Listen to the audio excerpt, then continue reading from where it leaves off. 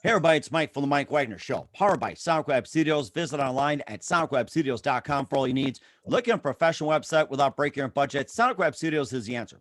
SoundCloud Studios offers fast, affordable custom web designs at below the competition rate. Call today, 1-800-303-3960. That's 1-800-303-3960, or email to support@soundcloudstudios.com. Mention the Mike Whitener Show, get 20% off your first project. SoundCloud Studios, take your image to the next level. Also, time to give official shout out to our official sponsor of the Mike Whitener Show, international award-winning author Mia Molson-Zia. If you love fast-paced mysteries, you love Missing by Mia Molson-Zia, available on Amazon in paperback and ebook. Missing is fast-paced and intriguing with an unforgettable twist. Takes place in 4 countries, 2 strangers and 1 target, where truth is an illusion and those you love be the first to go missing. It's available on Amazon in paperback and ebook. Missing by Mia Molson-Zia has garnered great reviews and even loved and endorsed by Hollywood celebrities, including Joanna Cassidy, Forbes Riley, and many others. So grab your copy today for Goes Missing by Mia Molson-Zia, available on Amazon.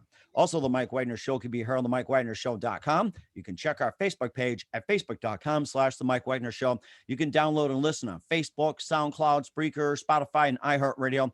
Also on Anchor FM, iTunes, Google Play, Amazon, Audible, and Apple. Coming soon to Podbean, Buzzsprout, Pandora, and TuneIn. And heard worldwide on Geo 7, Radio Public, Himalaya, and more. Take the Mike Whitener Show with you on any mobile device. Subscribe to the Mike Whitener Show on the YouTube channel, and follow the Mike Whitener Show on Instagram and Twitter today. And check out the Mike Whitener Show merchandise like t-shirts, pop sockets, hoodies, throw pillows, tote bags, and more. Makes great gift ideas for any convocation. Just go to Amazon.com and check out the Mike Whitener Show podcast. And for more great gift ideas, including books by Mia Molson-Zia like Missing, Ones, and also some t-shirts, also some pop sockets, phone cases, hoodies, and more. Go to the Mia Molson-Zia store on Amazon or Amazon.com/Mia Molson-Zia. Also, make sure you give generously to the Mike Whitener Show at the MikeWhitenerShow.com. Also, support us on Anchor FM/support and PayPal. Make sure you do so today. We're here with a terrific gentleman who is an author and a science fiction writer, and he's based out of North Carolina, and he's got a great history here. He's been a writer, producer, and director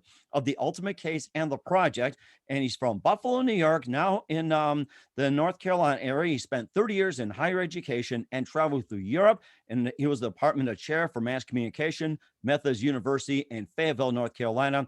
And he's also got some amazing books out there. We'll be talking about the Turing Files series. He also experienced with the Rails projects and more. Live, ladies and gentlemen, from the Plus Studio somewhere in beautiful North Carolina, the very multi-talented author and science fiction writer, Paul Joseph. Paul, good morning, good afternoon, good evening. Thanks for joining us today. Well, thank you for having me. Well, it's great to have you on board, Paul. I mean, you just got an amazing resume out there. You've spent 30 years in higher education. You grew up in Buffalo, New York. Now you're in North Carolina, and you travel through Europe, and you're department chair for mass communication at Methodist University in Fayetteville, North Carolina.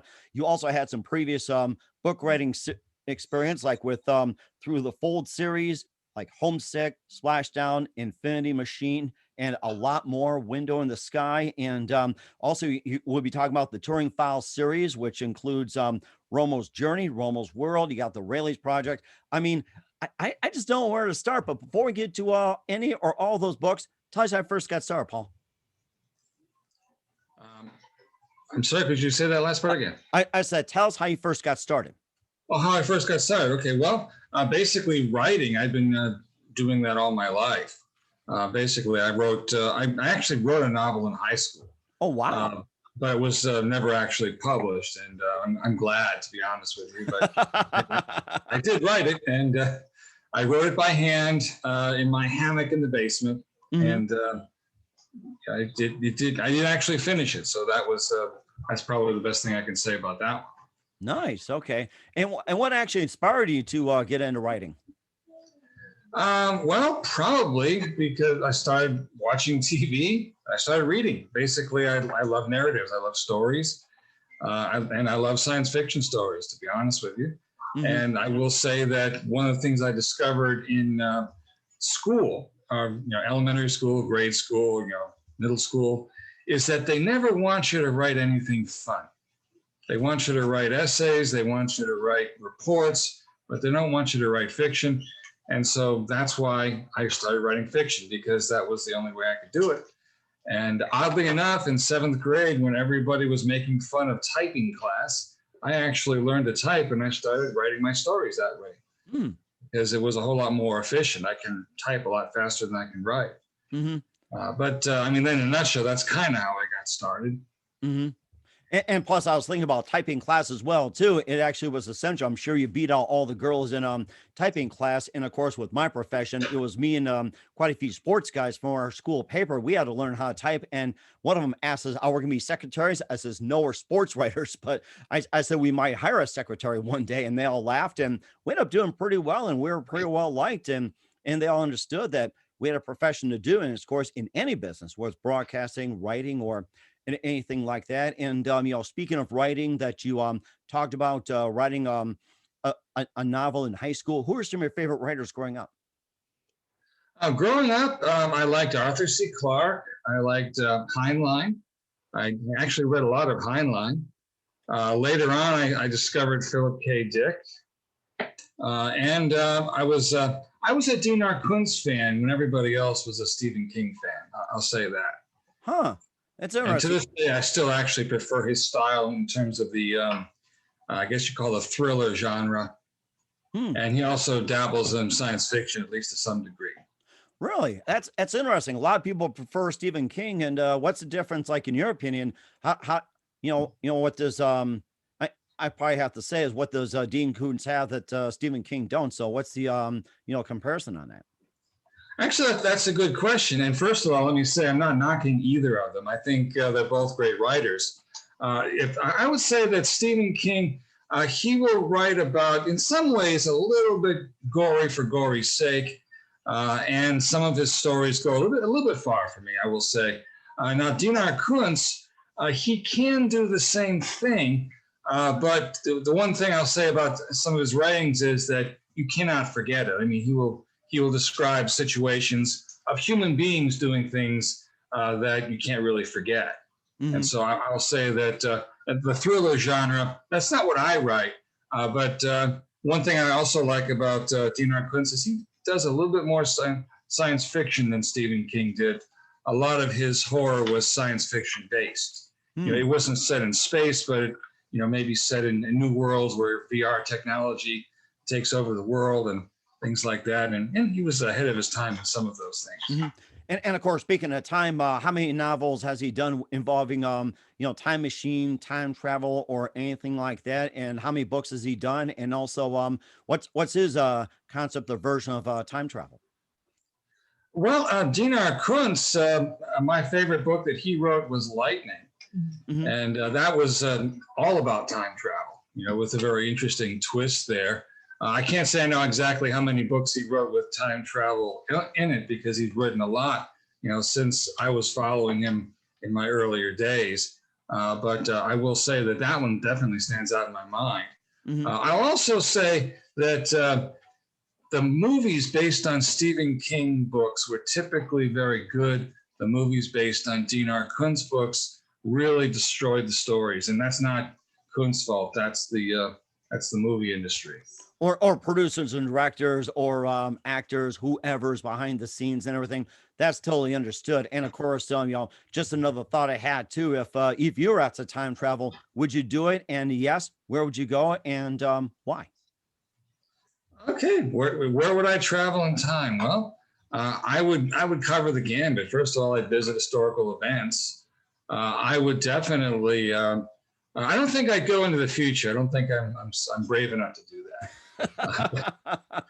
But there are aspects of the era that I grew up in I might like to revisit, for example. And I would definitely like to, to be honest, I'd like to hear my grandfather play the bandoneon, mm-hmm. Because I know that he did. And I kind of like to be in the background somewhere listening to that, and getting to know people that I've read about and care about that I didn't actually get to see, that sort of thing. Mm-hmm. And that's amazing as well, too. We'll talk more about your books, also your travels through Europe, and also being a department chair in mass communication in Fayetteville in just a minute. But first, listen to the Mike Whitener Show at the MikeWhitenerShow.com, powered by SoundWeb Studios. Visit online at sonicwebstudios.com for all your needs. Looking at a professional website without breaking your budget? Sonic Web Studios is the answer. Sonic Web Studios offers fast, affordable custom web designs at below the competition rate. Call today, 1-800-303-3960. That's 1-800-303-3960, or email to support@sonicwebstudios.com. Mention the Mike Whitener Show, get 20% off your first project. Sonic Web Studios, take your image to the next level. Also, time to give an official shout out to our official sponsor of the Mike Whitener Show, international war-ring author Mia Mosensia. If you love fast-paced mysteries, you'll love Missing by Mia Mosensia, available on Amazon. Missing is fast-paced and intriguing with an unforgettable twist. Takes place in 4 countries, 2 strangers and 1 target, where truth is an illusion and those you love be the first to go missing. It's available on Amazon in paperback and ebook. Missing by Mia Mosensia has garnered great reviews and even loved and enjoyed by Hollywood celebrities, including Joanna Cassidy, Forbes Riley, and many others. So grab your copy today before it goes missing. By Mia Mosensia, available on Amazon. Also, the Mike Whitener Show can be heard on the MikeWhitenerShow.com. You can check our Facebook page at facebook.com/the Mike Whitener Show. You can download and listen on Facebook, SoundCloud, Spreaker, Spotify, and iHeartRadio. Also on Anchor FM, iTunes, Google Play, Amazon, Audible, and Apple. Coming soon to Podbean, Buzzsprout, Pandora, and TuneIn. And heard worldwide on Geo 7, Radio Public, Himalaya, and more. Take the Mike Whitener Show with you on any mobile device. Subscribe to the Mike Whitener Show on the YouTube channel, and follow the Mike Whitener Show on Instagram and Twitter today. And for some great gift ideas like t-shirts, pop sockets, throw pillows, and more, go to Amazon.com and check out the Mike Whitener Show podcast, coming soon to the MikeWhitenerShow.com. And for more great gift ideas, including t-shirts, hoodies, and all kinds of goodies, including books by Mia Mosensia, go to Amazon.com/Mia Mosensia and check out the Mia Mosensia store and make sure you order today. Also support us on Anchor FM as well as PayPal and the MikeWhitenerShow.com. Make sure you give generously as well to keep the program running. We're here with author, science fiction writer Paul Joseph here on the Mike Whitener Show. And before we talk about your books like the Turing Files series, Ramos Journey, Ramos World, and the Rails Project, the more are some of your experience. You spent some time in Buffalo, New York. You're from there. You spent 30 years in higher education. You traveled through Europe, and you're also Department of Chair for Mass Communications at Methodist University in Fayetteville. And, tell us about your journey going from Buffalo over to North Carolina. Okay, well, I was born in Buffalo, but I left there at a very young age, even though I actually liked the place. It's a very nice place. In fact, I discovered my house was still there. I actually moved to Massachusetts and spent most of my younger years there. Then, when I was in the video field in Boston, the Boston area, I went to graduate school and I got the opportunity to teach in the Netherlands. And that was how I got over to Europe. And I was there for over a year. Wow. And then, pursued teaching in back in Massachusetts for a while, freelancing, and then went out to Fremont, Nebraska, which is a rather, kind of a roundabout way of getting to North Carolina. But I spent about 25 years in North Carolina since then, which, I've really fallen in love with this place. And, this is where I do most of my work. Okay. And I've got a lovely wife and it's my son, Ian. That's amazing. I mean, you have been such a great journey. And how'd you get involved with higher education? Well, I'm going to be honest with you. I got into higher education so I'd have time to write because I wanted the lifestyle. Because most jobs that I've worked before higher education, the priorities are, getting the job done, getting it done fast, making a lot of money, and working long hours. And there's nothing wrong with that at all. Nothing wrong with it. In fact, that there's a lot of good there. But I've noticed that those who work in higher education, they're given a little bit more leeway to be creative. In other words, yes, you got to get the job done. You got to get the students taught. You got to get the tests graded. But you are also expected to be creative. And if you do a project simply for the sake of learning something, it's not a waste of money. In fact, one of my former college presidents said that he can see a person sitting down reading a book and think that that person is doing exactly what they're supposed to do. And so that's what's got me into the idea of higher education, so that I would be able to pursue my writing and other creative endeavors, filmmaking and things like that. And honestly, it's worked out. That aspect of it has worked out quite well. And of course, speaking of projects and everything else, you're a writer, producer, and director of The Ultimate Case and also The Project. And tell us about those too. Well, the ultimate case, those are both based on short stories I wrote earlier. The ultimate case is based on the idea of the devil needing a lawyer. Simply put, the devil wants to argue his case before God, and so he finds a Christian lawyer. There's a lot of religious undertones to the movie, but it was actually shot twice. We had some problems with the actors the first time around, but it's a very learning experience. Being a video producer, you'll find that what you think is going to be easy is usually hard, and what you think is hard is going to be easy. For example, I needed a jail cell for one of the scenes. Mm-hmm. And that was easy. I thought that was going to be hard, but I got it within 10 minutes. I just called somebody I knew in the Justice Department at the school, and she called somebody she knew in the courthouse. It's like, you got it. But I also needed a trailer, just a broken down trailer, to shoot a scene in. And that cost me $175 and took about 3 weeks to find. Wow. And in doing the project, I needed a funeral home. So basically I have to get on the phone and call the funeral home and say, would it be all right if we use your parlor, for a few hours? And by the way, you got a coffin we could borrow? And we don't have any money to give you. This is just going to be, for the sake of doing it. And we got it. Amazing. But at the same time, I needed a hospital gurney. That took me a month. It took me a month to find a hospital gurney. Mm. I went to, you could try calling hospital and say, can we borrow a gurney? Nope, not a chance. Called ambulances. I even went to junkyards, looking at ambulances and junkyards, hoping there'd be one left there. And it ended up, we had one in the school that I didn't even know about. And so that was anticlimactic, but we did in fact get one. So wow. Producing is a very interesting thing. I'll say that much. Mm-hmm. I was going to mention about the funeral home as well too. And it's a good thing they didn't tell you to drop dead or anything like that. That's what I was thinking. Well, interestingly enough, my department chair at the time played the corpse. Really? So that was another interesting conversation because we wanted him. And so I said, would you mind, playing a dead guy, lying in a coffin? Not only did he do it, he did it very well. I don't know what kind of makeup he used, but he really looked dead. And it was just perfect. Part of the scene, he's got to grab the edge of the coffin and open his mouth and say, I see you. Boy, that's a pretty deadly role. I got to say that. So, oh my goodness. And of course, you also wrote some books as well, too, like, Through the Fold series. You also had Homesick, Splashdown, Infinity Machine, and Window in the Sky, Web of Life, and Marker Stone. I mean, just a lot of books out there to kick off the series. And tell us about those and your first series, Through the Fold. Okay, that started with Homesick. Technically, Marker Stone is the prequel. So okay. Marker Stone is a short introduction. But I actually wrote Homesick when I was in Nebraska. And I was just leaving the job, and I was actually downloading a list of job prospects. And I remember I knew that it was going to take 20 minutes because we were in dial-up back then. I remember. And so I said, what am I going to do for 20 minutes? And I figured I'd write the first chapter of that story I wanted to write.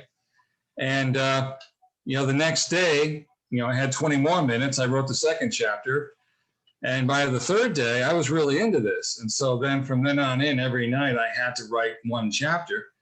And by the time I left for North Carolina, I had the completed manuscript.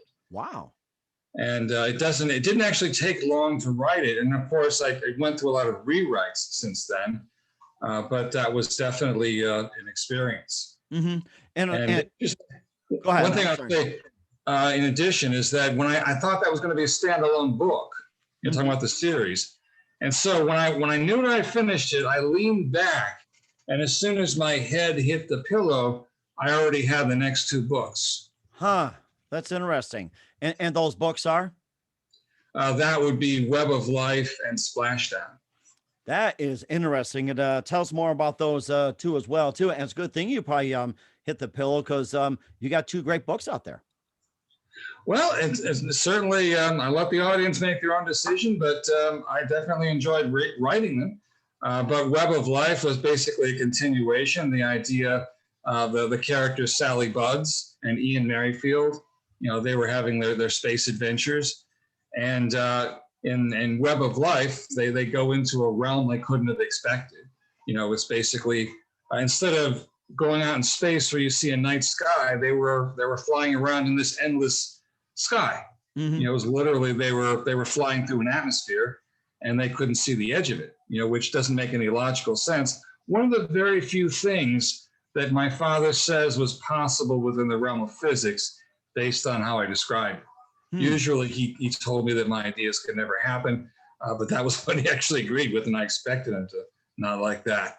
Oh my gosh.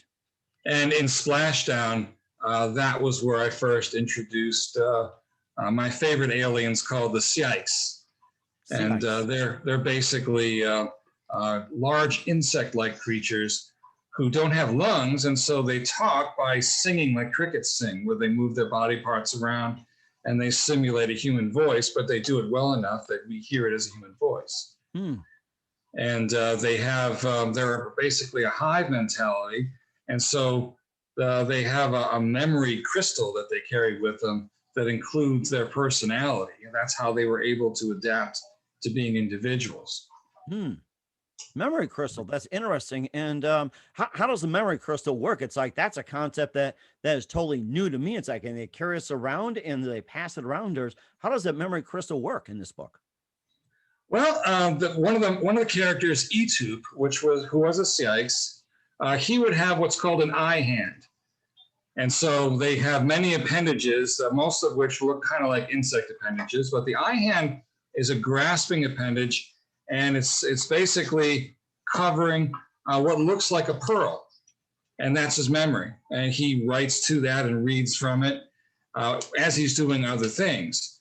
And if a Psyche wants to pass on information, they may actually have the equivalent of a kind of a book, which would include one of those crystals that they can touch and get information. In fact, that became a very important part of the story because Sally had to encode some information that she knew Etup would be able to read, and she had to do this from 1,300 years in the past. Wow. She had to leave it for him in some way. Wow. That is so amazing. And where can we find a good portion of books at? Well, I have a BookBub address, basically BookBub. If you go there and then just type Paul J. Joseph, you can get to my profile. I am on Amazon, Paul J. Joseph on Amazon. And if you type the names of the books, any one of them, that they should show up. Or particularly if you type Ramo or Ramos, those are good keywords for that series. Okay. And I got my website is pauljosephbooks.com. And so that's where I keep all the latest information. Okay. And of course, I'm on Facebook. That's amazing too. And we'll talk about the Turing File series along with the Rayless Project and more. You listen to the Mike Whitener Show at the MikeWhitenerShow.com, powered by SonicWeb Studios. Visit online at SonicWebStudios.com for all your needs. Also brought to you by our official sponsor of the Mike Whitener Show, international warring author Mia Molson's Year of Missing, available on Amazon and paperback and ebook. We'll be back with author and science fiction writer Paul Joseph after this timeout. We're back with author, science fiction writer Paul Joseph here on the Mike Whitener Show, and talked about his amazing projects, including being a writer, producer, director of The Ultimate Case and The Project, and went from Buffalo, New York, spent 30 years in higher education, traveled through Europe, and in the Department of Chair, Mass Communication at Methodist University in Fayetteville, North Carolina. We talked about some of his books, like Through the Fold series and Marker Stone, Web of Life, and more. And now let's get to the two series, which has been big here for Paul Joseph. We talk about on the Mike Whitener Show. Let's talk about the Rayless Project, including the Rayless Verdict, and also and more. And tell us about Rayless Project. Okay, well, Rayless Project is actually part of the Turing Files because that was named after Alan Turing, who was a computer scientist back in the 1940s, and he was responsible for breaking the German Enigma code. And he came up with something called the Turing test, which would be a way of determining whether or not somebody you're talking to is human or mechanical or robotic or some artificial. And so that's basically how this gets started. And so the two of the main characters in the series are robots. One is Ramo and the other is Raylos, and they are basically brothers. They don't know each other at the beginning of the story. Ramo arrives first. He is in Ramos' journey in Ramos' world, and essentially what he is a robonaut. And if you've ever studied the International Space Station, they do actually have something called a robonaut, which is a way an astronaut can go outside without going outside. It's kind of like a robotic creature that mimics human motion. And so you can handle it remotely and use it to do things. And so the basic idea is what happens if one of those gets a huge upgrade and suddenly comes to life. And that's basically what Ramo was. He just basically woke up in the holding, or not a holding cell, but a cargo bay, and looked around and said, how did I get here? Who am I? And his hardwired instructions told him that he had to stay away from humans because somebody was after him. Mm-hmm. And it happened to be that the ship was going to Mars. And so he basically went to the captain and requested asylum. And so he ended up helping the colonists, and he became a friend of the captain's daughter. Wow. And so, and ultimately he left the colony in search of something that he had to find on the ice cap of Mars. And, after the second book, that's kind of where we leave it. He's heading off into the ice. Mm-hmm. Now, the Raylos Project is the same character, and this time he is given exactly what his job description is. His programmer, a fellow named Rittenhouse, basically says, you are intended to be a lawyer. Because what he wanted was a justice machine who would be completely objective, who could never be bribed, and who could never be threatened. And so Raylos, you couldn't threaten him with money or anything like that because he has no needs. And you couldn't threaten him with death because he has no reason to fear death. He doesn't consider himself to be alive necessarily in the strictest sense. And so he was, taught to basically recognize faces and to litigate cases. Mm-hmm. And both these robots are up against a villain known as the Pace Project. Pace Project, okay. And so the ultimate villain in both the series, the thing that holds them together, is you got this organization that wants to control traffic, but you find out they really want to control people. Mm-hmm. So in the Raylos verdict, they're living in a city literally run by Pace, where you're assigned a house near where you work, and the color of your furniture is going to be based on what rank you are, that sort of thing. Oh, really? So one of the people that Pace particularly didn't like was this guy that just sold sandwiches at construction sites. Oh my God! Because he refused to drive by the GPS. You are 2 seconds late to this job, and they wrote him a ticket. And it's like, the people don't care. They're just buying sandwiches. Even if you're hungry, they still write you a ticket if you're off by 2 seconds. Unbelievable. That takes you extra time to put on, say, like extra mustard, extra ketchup, or maybe hold the lettuce or pickle tomatoes or something. Well, the idea was control. He wasn't bowing to their every whim, and so ultimately Raylos had to help him out, because if he prosecuted him based on those rules, he would be legitimizing that sort of treatment. Mm-hmm. So he turned out to be the ultimate enemy of Pace, because he believed in actual justice and not the letter of the law. Mm-hmm. And what you're talking about Raylos as well, too, being programmed for justice, and you say, like, with actual justice, and how would that compare with the actual justice to the legitimate justice, as you talked about? If I'm correct, it's like, what would be the difference? Like, is it the actual justice that is in the conscience of Raylos, or is it like the legitimate, like, the like a rule book or a set of rules that just, like, lists almost like the 10 Commandments or Constitution? Well, actually, it's more like he was programmed with the spirit of the law. like the idea of the Constitution or the idea of the Ten Commandments. You know, the idea is there's right and wrong, there's good and evil.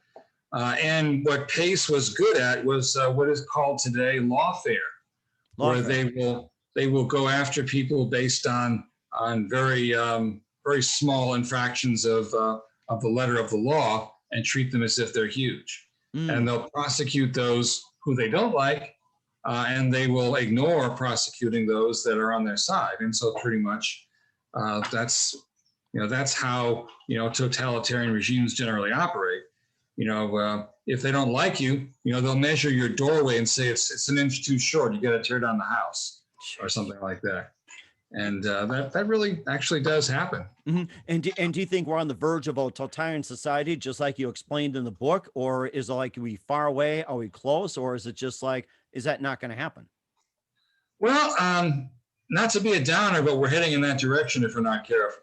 And not necessarily a guarantee, but the technology that we're creating now, the cell phones, the smart houses, the people, the robots you talk to have things done.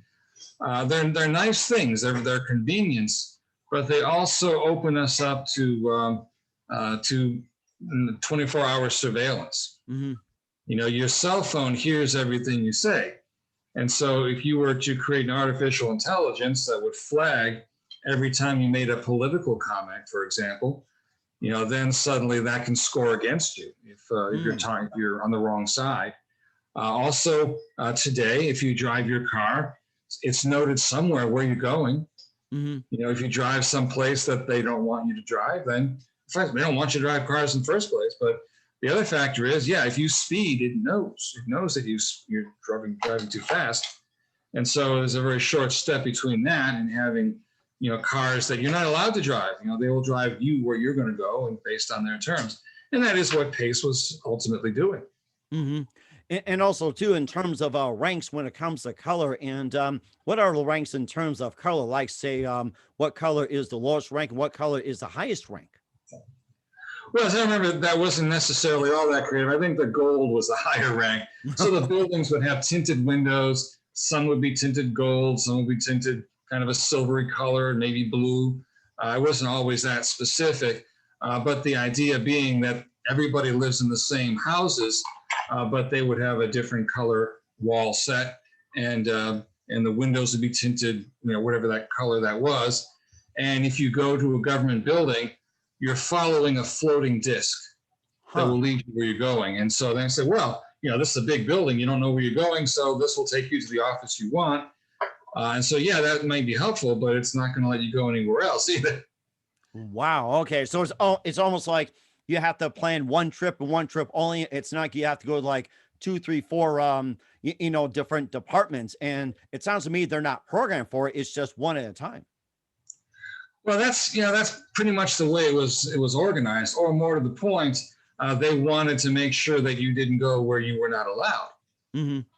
And so if someone was in Pace, they would be operating under a different set of rules. They wouldn't be guided. They could just walk anywhere and the doors would open for them, but the doors wouldn't open for you if you didn't have one of those discs allowing it to open, that sort of thing.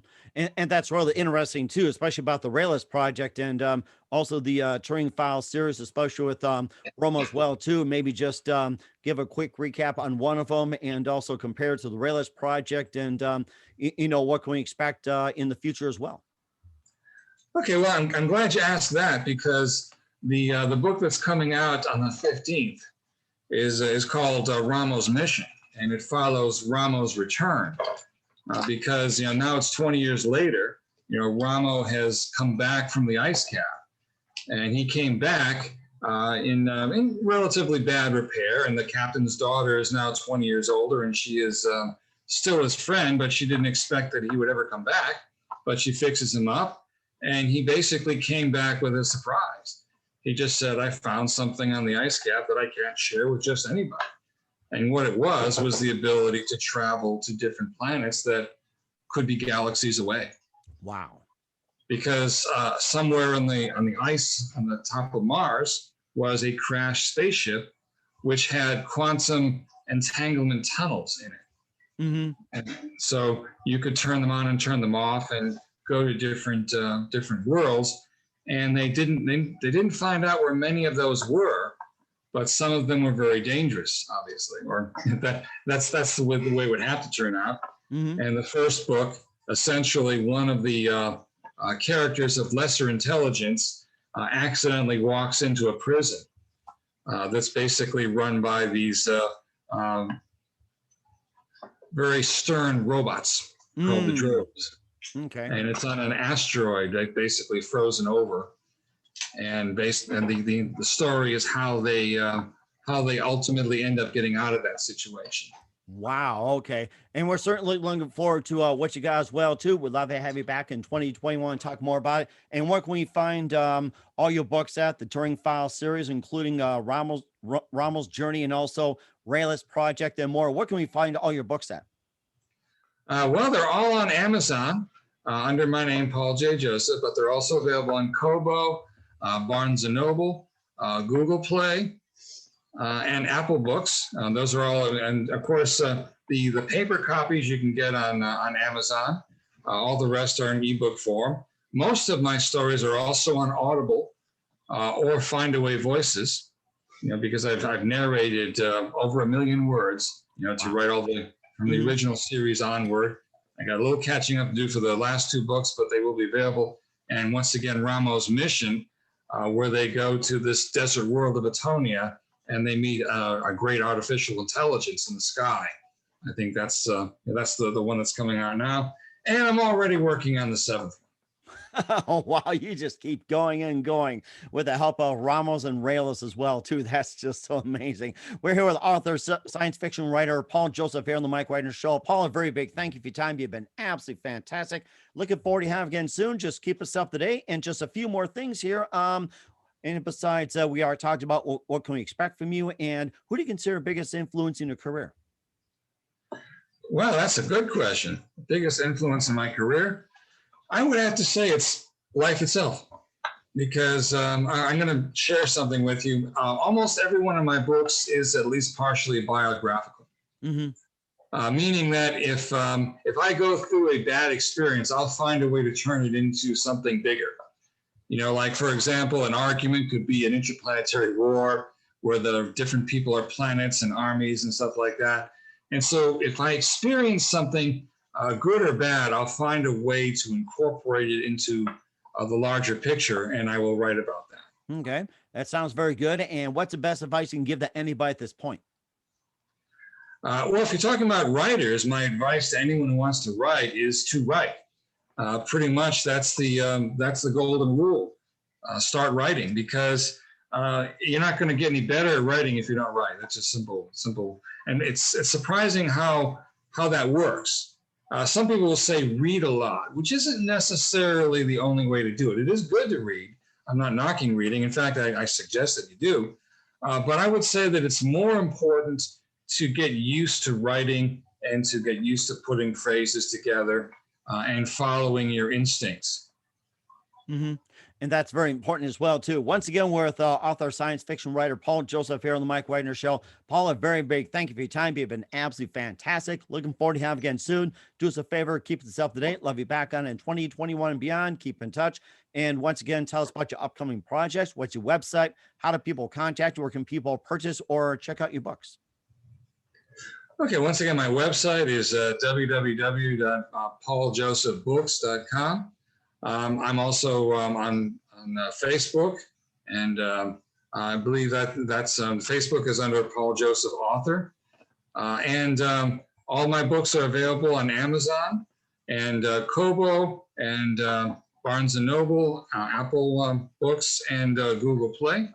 They're all in ebook form. They're also available on Audible as podcasts, and they're available on Findaway Voices, which is basically the same type of service. And paper copies are available on Amazon.com. And I have a nice page there. You can also take a shortcut to all that by going to BookBub and typing in my name, Paul J. Joseph, and go to my profile, and they will link to any of the books and any platform that you like. We certainly will do so. Again, Paul, a very big thank you for your time. You've been absolutely amazing. Looking forward to having you soon. Do us a favor, keeps us up to date. Love you back on in 2021 and beyond. I learned a lot from you. Don't forget to keep in touch, and you've been absolutely terrific. Okay, thank you.